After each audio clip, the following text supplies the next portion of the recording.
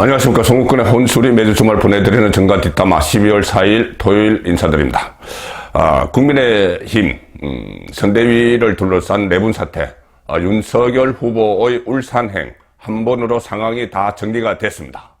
자, 가출했던 이준석 대표는 빈손으로 귀가했고, 밖에서 들어갈까 말까 계속 주판화를 튕기던 김종인 전 비대위원장은 백기투항했습니다. 총괄선대위원장을 맡았지만 사실상 백기투항을 했습니다. 그리고 홍준표 의원, 경선에서 끝까지 맞섰던 홍준표 의원은 밖에서 청년들을 모아놓고 윤석열 후보의 또 비판적인 입장이었지만 이 백이동권을 선언을 했습니다. 자, 윤석열 후보 울산행 한 번으로 이 상황이 말끔히 정리가 됐습니다. 물론 앞으로 한 90일 남은 기간 동안 또 어떤 여러 가지 변수들이 발생을 하겠지만 일단은 위험 요소들을 제거를 하는데 성공을 했다. 자, 그렇게 말씀을 드릴 수가 있습니다. 반면에 이준석 보면은 뭐 얻은 게 하나도 없죠. 사실상 이준석 대표는 윤석열 후보의 측근 인사, 핵심 측근 인사, 윤핵관 정리를 해달라 이런 이야기를 했고, 또 이수정 공동선대위원장 영입에 반대했지만 거기에 대해서 아무 조치는 취해진 것이 없습니다. 그 상황에서 이준석은 복귀를 했고, 김종인 전 위원장은 총괄선대위원장 맡는 조건으로 사실상 김병준 상임선대위원장과 같이 갈 수는 없다, 이런 메시지를 계속 전달했는데, 윤석열 후보는 김병준 체제를 상임선대위원장은 그대로 두고 총괄로 김종인 전 위원장을 앉히는 그런 수를 썼는데, 김종인 전 위원장이 사실상 아무 소득 없이 그 자리에 앉음으로써 백기투항을 했다. 자, 이렇게 말씀을 제가 드릴 수가 있는 겁니다. 그리고 사실 그동안 윤석열에게는 두 가지 선택지가 있었습니다. 하나는 뭐냐면은 김종인, 이준석, 어차피 한 세트로 가죠. 이 세트를 끌어안는 카드가 하나 있었고, 또 하나는 둘 다 폐기하고 버리고 가는 방법입니다. 물론 이준석은 당 대표이기 때문에 완전히 무시할 수는 없죠. 폐기할 수는 없죠. 뭐 대표직에서 물러나라고 할 수는 없는 거고, 그렇게 되면 상당히 파장이 커지니 일단 김종인은 끌어들이지 않고, 이준석은 당 대표지만 그냥 무시하고 이렇게 가는 방법이 있었는데 일장일단이 다 있었습니다. 저는 그동안 아예 끌어안지 말고 김종인은 밖에 그냥 있도록 하고, 또 이준석은 무시하는 방향으로 가는 것이 맞다. 왜 그러냐면 지금 어떻게 봉합을 한다고 해도 앞으로 90일 동안 또 어떤 일이 벌어질지 모르기 때문에, 특히 두 사람 김종인, 이준석은 어떤 선거 때마다 캠프에서 트러블 메이커였습니다. 그래서 계속 목리 부리고 당무 거부하고 보이콧하고 이런 것이 습관화되어 있기 때문에 지금 어떻게 봉합을 해서 같이 간다고 해도 언젠가는 이것이 터질 수 있는 시한폭탄이다. 그래서 저는 두 사람을 끌어들이면 안 된다, 이런 입장이었지만, 어쨌든 지금 윤석열은 선택지 둘 중에서 끌어안는 선택지를 뽑았습니다. 일단 봉합을 한 것이죠. 자, 그래서 이 트러블 메이커가 다시 터지면 위험하기 때문에 저는 그 카드가 쓰면 안 된다고 했는데, 윤석열 후보는 이 카드를 쓰면서 대신 보조 장치, 안전 장치를 몇 개 말을 했습니다. 상당히 정치력이 뛰어나다, 이렇게도 볼 수가 있는데, 가령 예를 들어서 이 두 사람을 포기를 하면은 일단 윤석열 후보에 대해서 지도력 논란이 일어나겠죠. 지금도 뭐 일부 언론과 여당에서 막 이야기를 했습니다. 뭐 이준석 가출했을 때도 그렇고, 김종인 목리 부릴 때도 뭐 주접된다 이런 이야기 할 때도 윤석열의 지도력, 리더십, 이것을 공격을 했습니다. 어차피 대선에 나온 후보이기 때문에 검증하는 과정에서 이것도 다 문제를 삼았죠. 그리고 이 두 사람이 김종인, 이준석, 이 빅마우스죠. 정치권의 유명한 빅마우스입니다. 이 두 사람이 밖에서 사사건건 윤석열을 흔들면은 좀 어려운 지경에 갈 수가 있습니다. 앞으로 예를 들어서 뭐 토론회 할 때나 혹시라도 말실수가 나오면은, 김종인이 밖에 있다면은 그냥 상당히 뭐 주접된다 뭐 이런 식으로 지금까지도 해왔는데 엄청나게 공격을 하겠죠. 자, 그래서 그런 위험들을 다 제거하기 위해서 일단 끌어안았습니다. 끌어안았는데, 다만 이 트러블, 예상되는 트러블을 최소화할 수 있는 방지책을 마련했습니다. 저도 상당히 치밀하다 이런 생각을 했는데, 자, 하나는 이런 겁니다. 김종인에 대해서 김종인의 힘을 완전히 빼고 총괄선대위원장에 앉게 만들었습니다.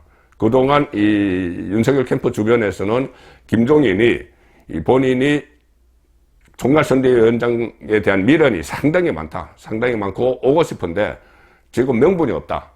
김병조는 어차피 안 되는 김병조를 자리에서 물러나게 하지 않을 걸 다 아는 상황에서라도 김종인은 들어가고 싶었는데, 지금 선거, 이번에 거의 김종인 전 위원장에게는 마지막 큰 선거죠. 연세로 봐서 그렇습니다.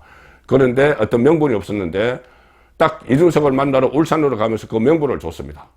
그러니, 김종인 전 위원장은, 이것 아니면, 이번 아니면 기회가 없다 싶어서, 거기 만찬 회동을 하고 있는 울산에서 이준석이 만찬 회동을 하고 있는 그 자리로 전화를 해서 내가 들어가겠다 이렇게 했죠.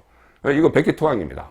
자, 이 상황에서 과거에는 이렇게 김종인이 먹는 어깃장을 놓고 하면은 문재인 대통령도 그랬고, 문재인 대통령 집까지 그때 당 대표 때, 민주당 대표 때 총선 맡아달라고 집까지 막 찾아갔죠. 그리고 박근혜 대표, 당시 대표도 후보죠. 대선 후보도 그때 박근혜 캠프에서 행복추진위원장으로 있다가 마지막에 당무 거부하고 막 목리를 부릴 때 만나자 해서 가서 만나고 이렇게 했습니다. 그런데 윤석열은 그렇게 하지 않았죠.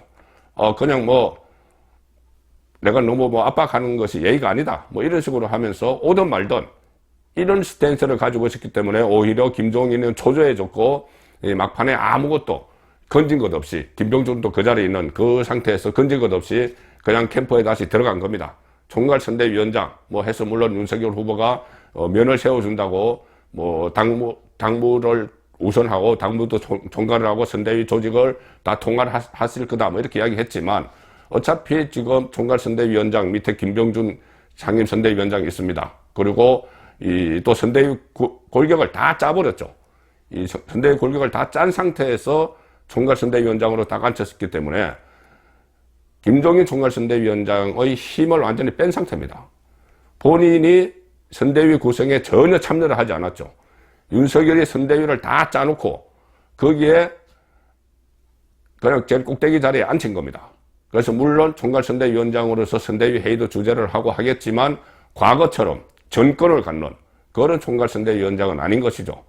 본인이 백기토항에서 들어왔기 때문에 나중에 남은 90일 동안 트러블을 일으킬 명분이 사실상 약합니다. 그전에는 나 하기 싫은데 자꾸 오라고 그래서 들어갔다.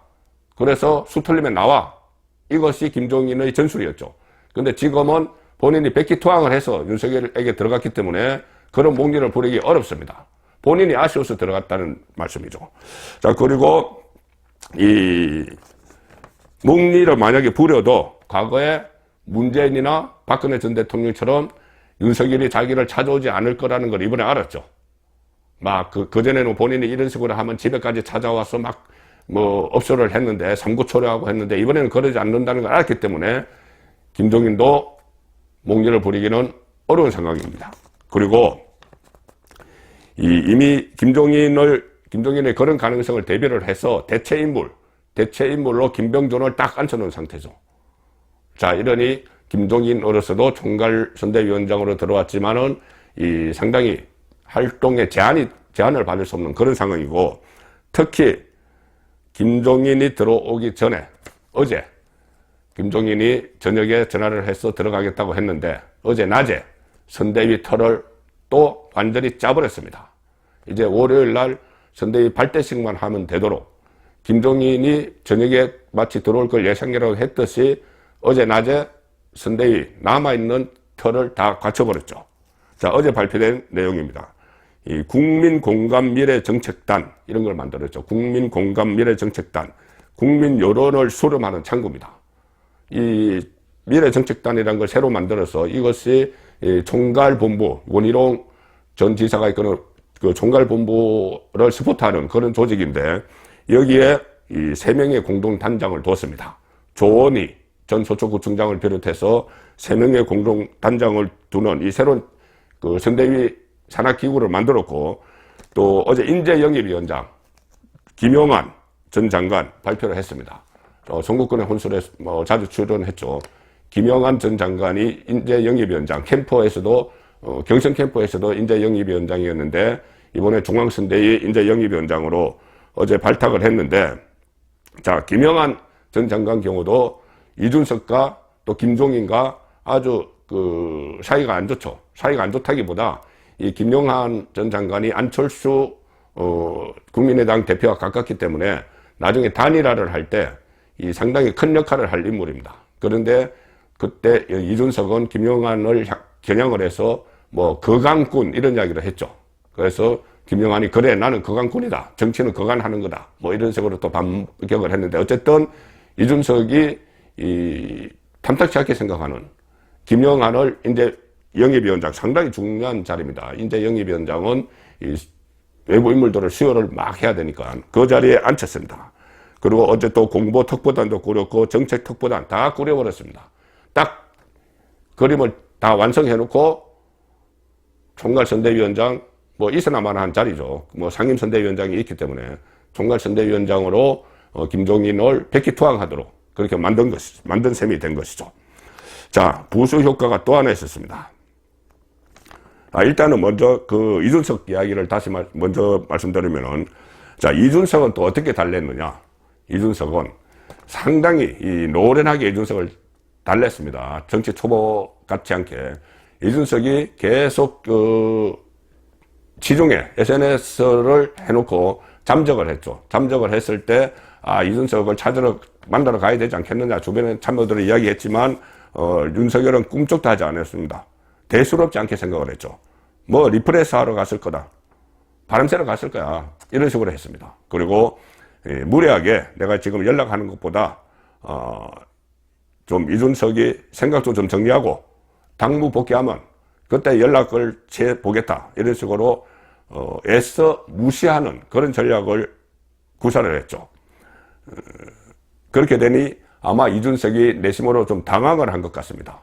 본인이 이렇게, 뭐, 제주도로, 울산으로 그 전에 또 부산, 순천 다니면은 과거의 이런 그 비슷한 행태들이 있었는데, 그때 되면은 부랴부랴 본인을 찾으러 와야 되는데 그러지 않죠. 그러니 이준석도 당황을 해서 잠적을 하면서 언론도 만나지 않다가 윤석열이 꿈쩍하지 않으니 갑자기 기자들을 현지에서 만나가지고 기자들 앞에 나타나서 뭐 윤핵관 이야기하고 뭐 자기가 홍보비 해먹는다는 말도 있다, 이런 자폭성 발언까지 하고 우왕좌왕하는 그런 상황이었죠. 그러니까 이준석이 당황을 한 겁니다. 이준석이 당황을 하니 이준석으로서는 지금 말은 막 이렇게 하지만은 뭔가 어디로 하겠죠. 어디로 했는데 어제 결국 해동에서 이준석이 얻은 거는 딱 하나 있습니다. 다른 거는 뭐 본인이 반대했던 이수정 그 공동선대위원장 카드나 윤핵관 인사하는 이런 문제는 하나도 얻지 못했고, 어제 유일하게 얻은 효과는 저는 이것을 이렇게 표현을 하고 싶은데, 윤석열이 이준석에게 어차피 부도가 날 수표를 줬다. 명분을 갖도록 하기 위해서, 귀가하는, 당무 복귀하는 명분을 갖도록 하기 위해서 부도가 날 수표를 하나 던져서 해요를 했습니다. 뭐냐면은, 당무 우선권. 이준석이 계속 당무 우선권에 대해서 불만을 표시했죠. 후보가 되고 나서 본인에게 아무 상의도 없고 패싱 당했다 막 이렇게 이야기했는데, 그 패싱 그것을 좀 선언적으로 방지하기 위해서 당무 우선권을 이준석이 유리하도록 그 해석을 하는 그런 발표를 어제 했습니다. 그런데 지금 대선에 본격적으로 들어가면은 뭐 당무 우선권 이거 별 의미가 없습니다. 의미가 없는데 이준석에게는 집으로 다시 돌아가는, 당무 복귀하는 그런 명분은 되는 것이죠. 자, 이 상황에서 또 이준석이 당황을 했던 것은 홍준표입니다. 홍준표. 본인의 우군이라고 생각하고 믿고 있는 홍준표, 계속 이준석을 응원을 하죠. 그런데 홍준표가 지난 목요일에, 본인은 이준석은 지방에 떠들고 있을 때 홍준표가 목요일에 갑자기 윤석열과 만찬 회동을 했습니다. 3시간 이상 만찬 회동을 하면서 그때 윤석열의 편을 들어주는 듯한, 그리고 그 자리도 윤석열 후보가 법조계 선배에게 이야기를 해서 그런 자리를 만드는 이런 또 정치력을 발휘를 했습니다. 자, 그래서 이런 상황, 고립된 이준석은 이때부터 좀 고립감을 느꼈겠죠. 자, 김종인도 본인에게 직접적으로 윤석열이 김종인 찾아가지도 않고 홍준표는 밖에서 본인을 도와주고 있었는데 홍준표가 갑자기 윤석열 만나고 고립감을 느낀 이준석. 그렇지만 윤석열이 울산으로 간다고 하니까 좀 탐탁지 않게 생각을 했습니다. 말도 그렇게 하고 무슨 사전에 조율된 것도 없는데 그런 식으로 이야기를 했습니다. 그러자 윤석열이 다시 정치력을 발휘합니다. 이준석을 갑자기 막 칭찬을 하죠. 100년에 한 번 나올까 말까한 젊은 당대표다. 만날 때마다 내가 많이 배운다. 이런 말을 하고 울산으로 가는 차에 몸을 실었고 결국은 이준석도 윤석열을 만나서 본인은 그렇게 막 칭찬을 해주고 왔으니 이 화기애애한 모습을 보이면서 설거머니 당무에 복귀하는 그런 상황이 됐습니다. 그리고 부수 효과도 있었죠. 김종인과 이준석. 김종인은 백기통하고 이준석은 빈손기가를 했는데 또 하나 부수 효과가 말씀드린 홍준표입니다. 홍준표는 그동안 밖에서 일종의 목리를 부리고 있었는데 백의종군을 선언을 했죠. 본인도 이제 더 이상 김종인, 이준석 이렇게 들어가 보는데 본인이 어떻게 할 수가 없으니 백의종군을 선언했습니다. 어제 홍준표는 이런 말을 했습니다. 마음 편하게 백의종군 할 수 있어서 좋다. 그리고 만족한다. 나를 이용해서 대선 캠퍼를 완성했다면 그것 또한 훌륭한 책략이다. 나를 이용해서. 조금 전에 말씀드린 대로 저녁에 만찬 해동을 해서 이준석을 막 고립시키는 그런 책략이 좋다는 것이죠. 그리고 내 역할도 있었으니 만족이다. 이렇게 캠퍼를 만드는데 그리고 목리에도 벗어났으니 다행이다. 본인이 계속 목리를 부린다. 그런 지적도 이제 안 받게 됐다. 내가 윤석열 만나서 백의종군 하는 그런 자세를 보여주고 했기 때문에 나에게 이제 누가 욕하지는 않겠지.